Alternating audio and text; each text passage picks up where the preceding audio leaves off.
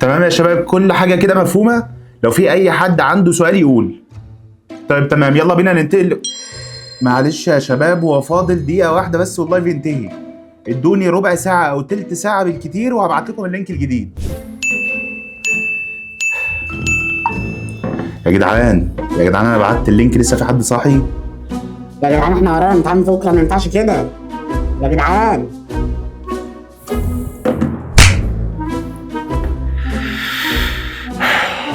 انت تعب نفسك ليه؟